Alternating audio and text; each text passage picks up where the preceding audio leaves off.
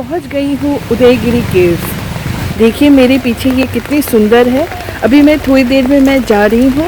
यहाँ पे अभी बारिश हो रही है और अम्ब्रेला रेंट में मिलता है, तो बिल्कुल आप आराम से आ सकते हैं। दुनिया की सबसे प्राचीन सभ्यताओं में से एक होने के कारण भारत में किसी भी दूसरे देश की तुलना में कई सदियों पुराने अजूबे हैं।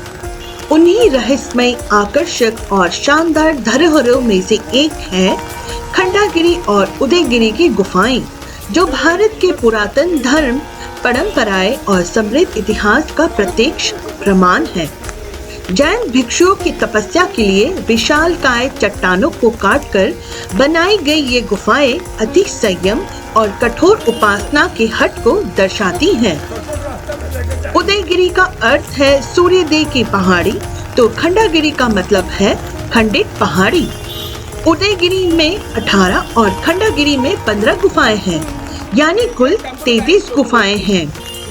इन गुफाओं के आगे का भाग सपाट है। यहाँ युद्ध से जुड़ी मूर्तियाँ, पत्थर पर उकेरी चित्रकला और शिलालेख है, जो सदियों पुराने इतिहास के बारे में बताते हैं। इन पर जैन धर्म की निशानियां तो मिलती ही है, साथ ही इनमें दरबार, शाही जुलूस, शिकार और दैनिक कार्यों को भी दर्शाया गया है। उदयगिरी गुफाओं की बनावट कहीं समृद्ध है। यहाँ पहली गुफा रानी गुफा है, जो इन सभी गुफाओं में सबसे अधिक मशहूर है। रानी गुफा 2 मंजिला है और सबसे बड़ी है। रानी गुफा में 32 प्रकोष्ठ है। इसके कई प्रकोष्ठ पर एक दरबान की मूर्ति है। इनमें कुछ समय के साथ बिगड़ते चले गए हैं। इन पर जंगली जानवरों, फलों से लदे पेड़, इंसान, बाघ, यंत्र बजाती महिलाएं, बंदर, हाथी आदि की नक्काशी की गई है। ये गुफाएं भारत की प्राचीन मूर्तिकला का एक बेहतरीन उदाहरण भी है। गुफा नंबर 10 को गणेश गुफा कहा जाता है, तो 12वीं गुफा बाघ गुफा है। सामने से देखने पर यह बाघ की मुंह की आकृति का लगता है। दोनों गुफाओं के अभिलेख यानी पत्थरों पर उकेरे गए शब्द ब्राह्मी लिपि में लिखे हुए हैं। बहुत गहन अध्ययन के बाद इन अभिलेखों के मायने निकाले गए।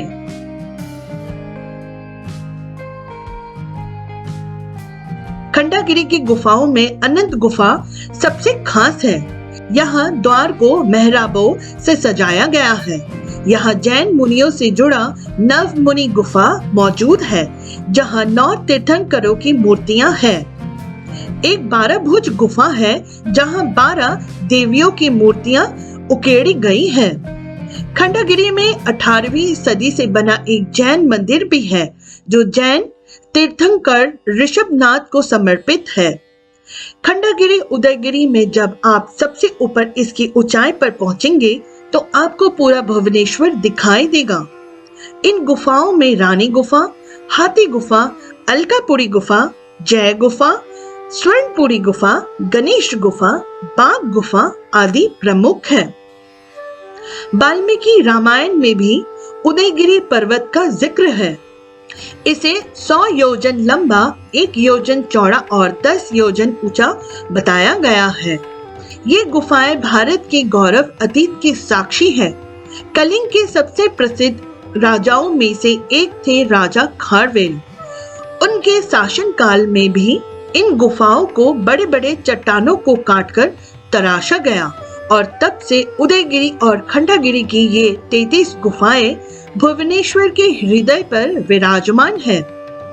वैसे तो उदयगिरी और खंडागिरी के प्रत्येक गुफाएं अपने अंदर कुछ न कुछ खास समेटे हैं, लेकिन इन सब के बीच 14वीं गुफा यानी हाथी गुफा अपने अंदर वो राज रखे हैं, जो इन गुफाओं के जरिए दुनिया के सामने आया।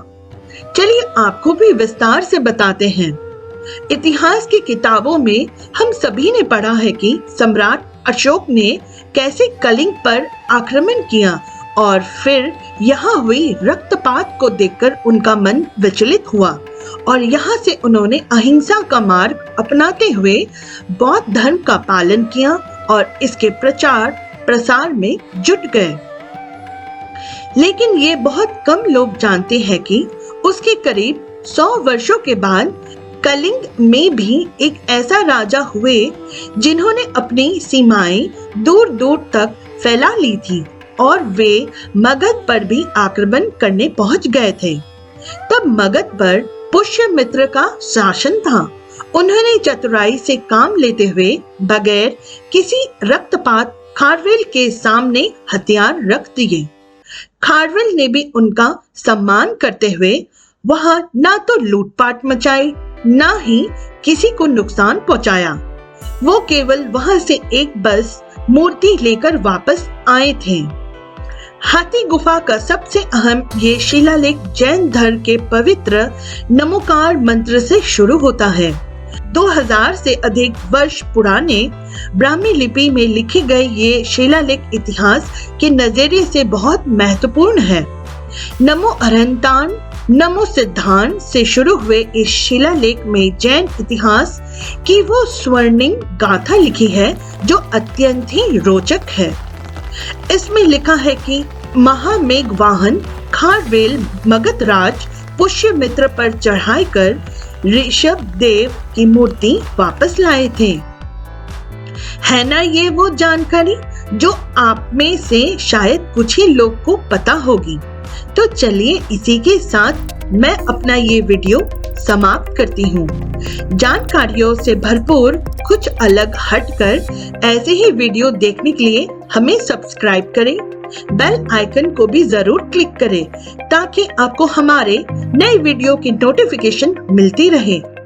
खुश रहिए, खुशियां बांटे।